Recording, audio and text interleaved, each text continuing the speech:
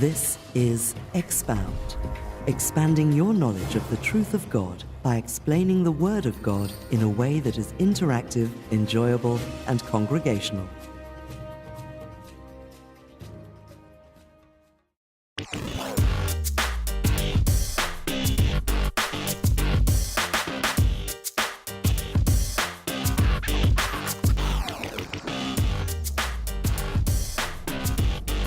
Oh, hey, Justin Marbury here. I'm on the campus of UNM and just here to talk to a few students, maybe some faculty, and get a little insight into how people celebrate Halloween.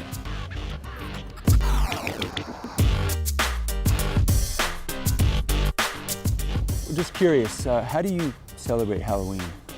I usually go out and drink with friends on Halloween. Dress up maybe. Dressing up's optional. How do you celebrate Halloween? Usually just hanging out with friends, watching movies, stuff like that. Any particular kinds of movies? Usually something a little festive. Did you celebrate Halloween when you were in Germany? No, they don't have Halloween there. Yeah, I didn't think so. They have something else. So since you moved to the U.S., have you started to? Sometimes, yeah. What do you do? I find a costume and then we go out to party. About the same, sort of dress up, Yeah. go out. You know what you're gonna dress up like this year? No, it's sort of a last minute sort Yeah, of thing. whatever works. Yeah, I guess I'm not a very involved costume wearer. I just sort of put something on and enjoy watching other people and what they wear. Actually, I don't celebrate Halloween. I actually think as a Christian, we should stay away from the pagan traditions behind it all. So, yeah, it's actually in 1 Corinthians chapter 10, verse 20. It warns us to stay away from any pagan customs. So that's why I don't personally myself partake in it. So. Okay. So what do you do something instead? No, I just don't even acknowledge it at all. That it's there. Yeah. Okay. Or do you celebrate Halloween? Celebrate Halloween, hand out treats, get dressed up. It's just a tradition that has been passed down from generation to generation. It used to be, to ward off evil spirits, and that was the reason for dressing up, but now it's just a kind of a fun pastime that people do every year.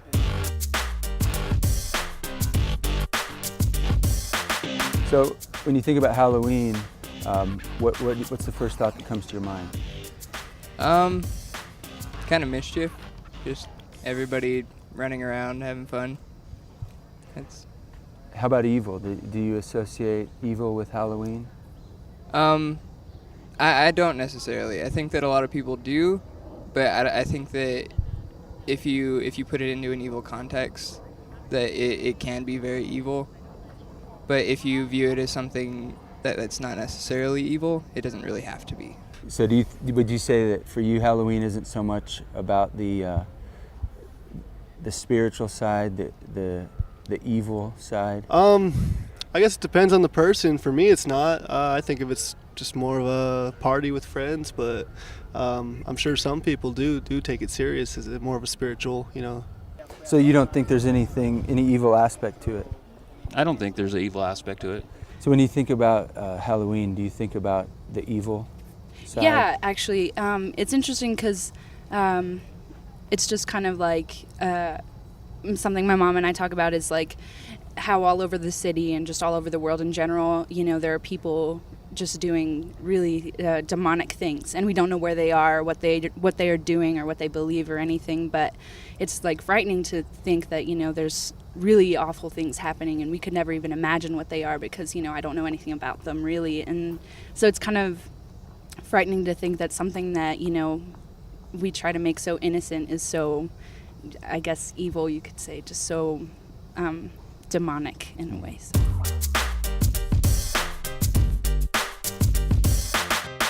There is certainly a group of people who do get into the satanic or occultic side, which begs the question, what is evil?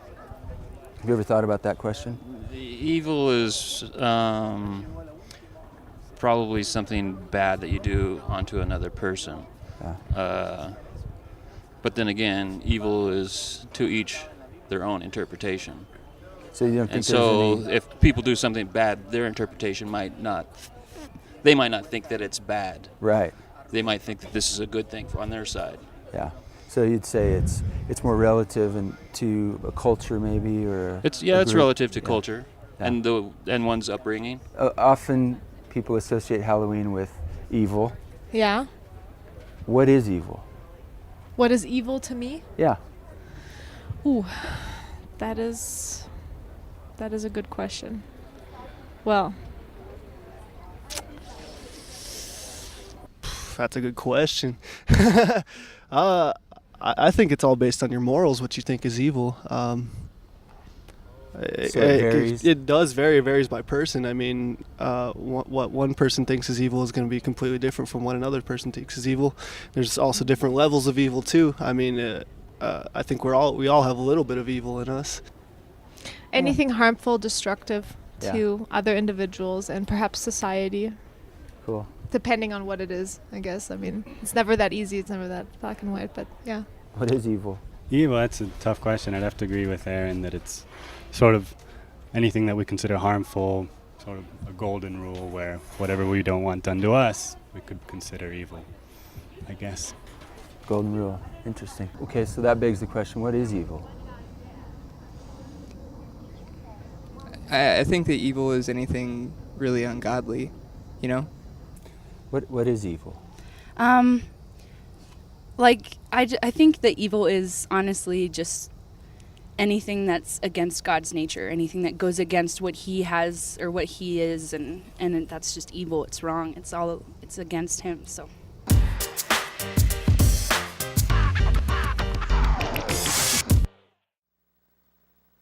Well, good evening. It's good to be here with you.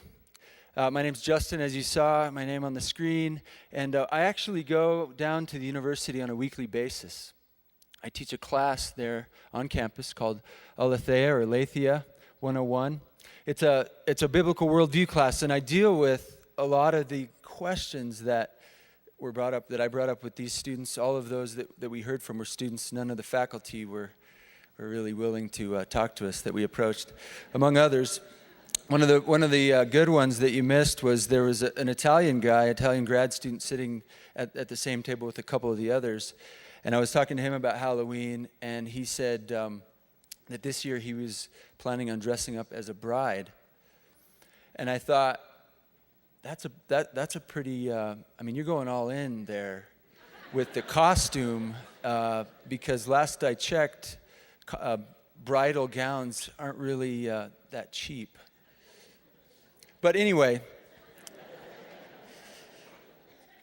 what I want you to do for a minute is just we're going to put on our worldview caps, and we're going to think about some of the answers to these questions, because when it comes to Halloween, and obviously that's why we're talking about it, that's in a few days, October 31st, Monday's coming up.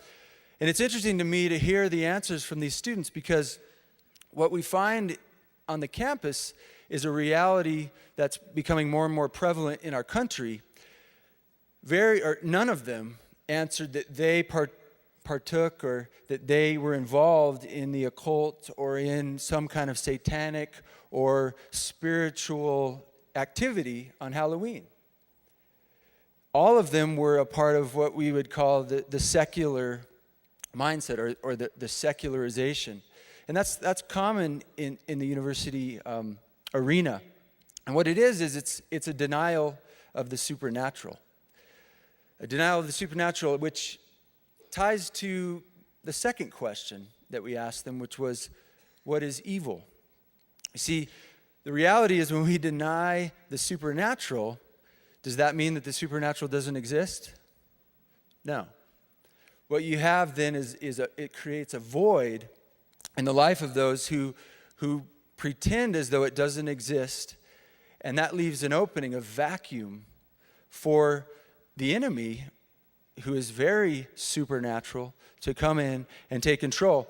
And in our society, we see the reality that not only is there a secular response to Halloween, but the evil is very real. And Halloween in particular has a history of involvement, and as a beginnings or at the very start of it, the appeal to the occult, the appeal to the supernatural, the appeal to those things that scriptures make clear are not things we should be messing with. There is a reality that exists out there, and I have an example here of that reality. I'm holding a witch's Bible, the complete witch's handbook. One of the chapters in this speak of the holiday that we call Halloween. Samhain is the Celtic holiday originally, where Halloween originated from, a time where the Druids, the priests of the Celts, believed that the living and the dead became closer than any other time of the year, and they would appeal to hear from those who had gone on, the dead, the spirits. And it is real. The occult, the satanic, the evil side of Halloween is real. In fact, Paul Taylor, who writes on this issue of Halloween and how we should, as Christians, should deal with it, says that as a child of 4 years old, I contacted the first of many spirit guides. And he says, scripturally, think of demons. While playing with a kindergarten classmate's Ouija board at a chaperoned Halloween party, this spiritual assault ignited an intrigue with the supernatural that culminated in my lifestyle as a practicing witch. Divination, necromancy, channeling, astrology, psychic ability, and spell working. It wasn't until I was 20 that I met the real Jesus Christ and was released from the trap that Satan had set for me. So it is real. And it begs the question for us as Christians, if there is this tie at Halloween to the occult, to evil, what should we do? I just want to give you one clear answer to what we should do, and that is pray. I want to encourage us as the church to pray, to spend that evening praying for those who, like Paul Taylor, as a child who might get sucked into it. Pray for protection.